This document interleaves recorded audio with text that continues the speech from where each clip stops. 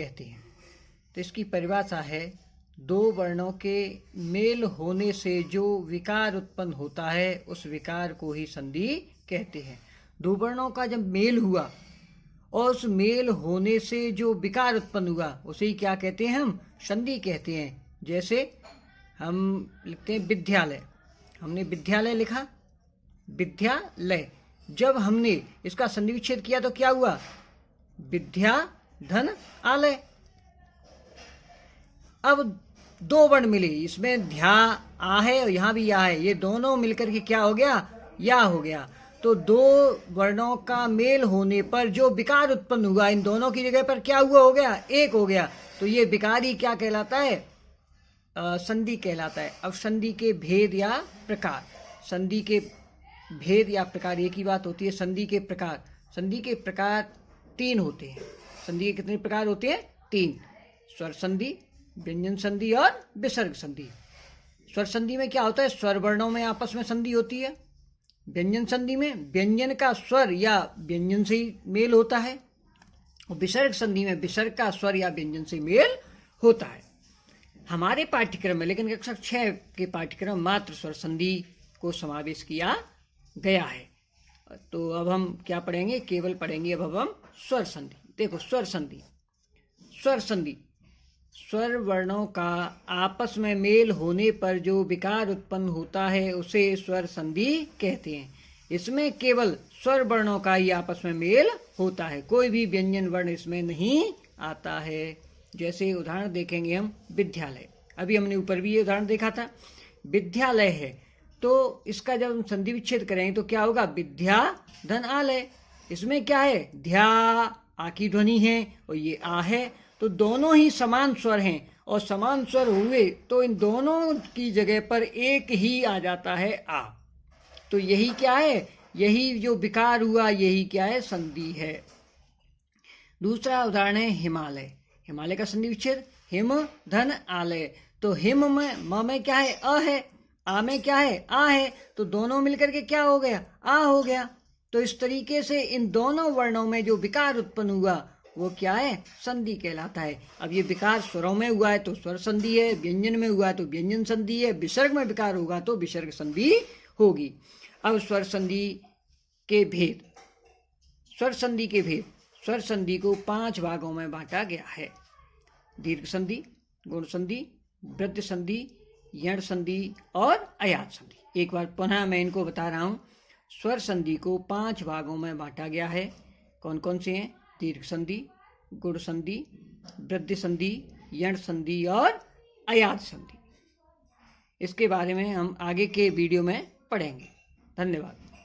जब अ और आ के बाद यदि ए ऐ या ओ औ आता है तो ऐ और औ हो जाता है। कहने का तात्पर्य ये है कि जब छोटे अ के बाद ए आए या बड़े अ के बाद ए आए, इसका दीर्घ रूप ऐ हो जाता है। ठीक उसी तरह अ और आ के बाद चाहे छोटा ओ आए या बड़ा ओ आए, उसका औ हो जाता है। जैसे अ और आ के बाद ए या ऐ आता है तो ऐ हो जाता है, और अ आ के बाद यदि ओ औ आए तो औ हो जाता है। हमें विशेष ध्यान रखना चाहिए कि यदि किसी शब्द में ऐ और औ की मात्रा हो तो वहाँ पर कौन सी संधि होगी, वृद्धि संधि होगी। ध्यान क्या रखना है कि यदि किसी शब्द में ऐ की और औ की मात्रा हो तो वहाँ पर कौन सी संधि हो जाएगी, वृद्धि संधि हो जाएगी। एक बार पुनः मैं आपको बता रहा हूँ क्या, कि अ, छोटा अ या बड़ा अ के बाद ए या ऐ आए तो इसका दीर्घ रूप क्या हो जाएगा, ऐ हो जाएगा।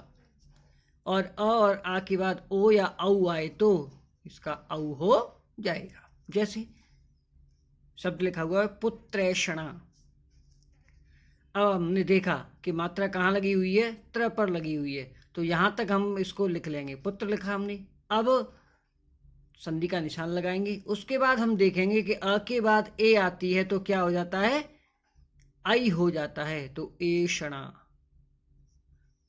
तो अ त्र में अ और ए तो क्या हो गया जी, ऐ। उसी तरीके से एक और उदाहरण देखेंगे, वनौषध।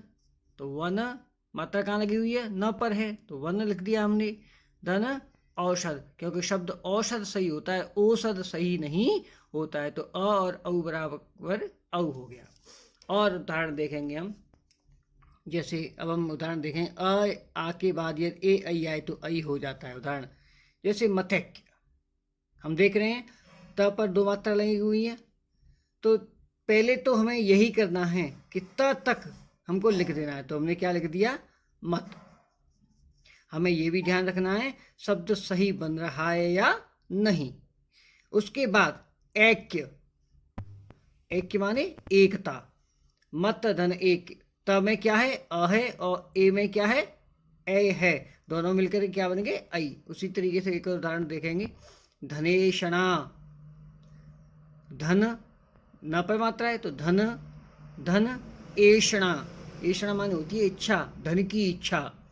इसके नीचे एक और उदाहरण लिखा हुआ है, सदैव। देखो सदैव है, इसका संधि विच्छेद सदा धन एव। आप ये कहेंगे कि यहाँ आ क्यों आया, यहाँ क्यों नहीं लिया हमने। हमें ये भी ध्यान रखना है इन दोनों शब्दों से ही कि शब्द सही होना चाहिए। सद सही होता है या सदा, देखो एक तो होता है सद, एक होता है सदा, तो शब्द कौन सा सही होता है, ये। और हम मान लो धन है और धना कर दें, धना क्या हो जाएगा, हरी सब्जी हो जाएगा, जबकि धन क्या हो गया, दौलत हो गया। धन की इच्छा होगी या धनिया की इच्छा होगी, धन की इच्छा होती है, तो सदा धन एव। इसी तरीके से दूसरा इसका है, आ के बाद ओ या औ आता है तो औ हो जाता है। उदाहरण महौषध, तो महा, अब यहाँ हमने देखा हा पर मात्रा है, ह पर, तो हमने महा लिखा, क्यों, महा सही नहीं होता है, महा सही होता है। जैसे लिखते हैं महादेव, महादेव नहीं होता, महादेव होता है, तो महा धन औषध, यहाँ आ है या औ है, और दोनों मिलकर क्या हो गया, औ। इसी तरीके से मंत्रोषध, मात्रा कहाँ पर लगी हुई है, त्र पर मात्रा लगी हुई है, मात्रा कहाँ लगी हुई है, त्र पर, तो मंत्र तक लिखा हमने, फिर औषध। उसी तरीके एक और उदाहरण है, भावोचित्य, भावौचित्य, तो वह पर मात्रा है तो भाव। अब भावा नहीं कर सकते इसको, क्योंकि शब्द सही कैसे आएगा, भाव धन औचित्य, औचित्य माने सही, हमारे भाव कैसे होने चाहिए, सही होने चाहिए। महौज, क्या है, उदाहरण क्या है, महौज, तो महा धन ओज, ये देखो महा है या ओज है, आ और ओ मिलकर के औ हो गया। आपको एक बार पुनः मैं बता दूं कि ये वृद्धि संधि है। वृद्धि संधि में क्या होता है, अ और आ के बाद यदि ए और ऐ आती है, ए ऐ आती है तब तो ऐ हो जाती है, और आ के बाद ओ औ आता है तो औ हो जाता है। हमें यही ध्यान रखना है। और विशेष आपके लिए आज का ये गृह कार्य, कल का आपने काम किया होगा, कल की क्लास केवल गृह कार्य जांच के लिए ही होगी। विश्वेकता, स्वैच्छिक, वसुधैव, भावौदार्य, परमौज, महौषध, गंगेश्वर और मतैक्य का संधि विच्छेद आपको करना है। ठीक है, धन्यवाद।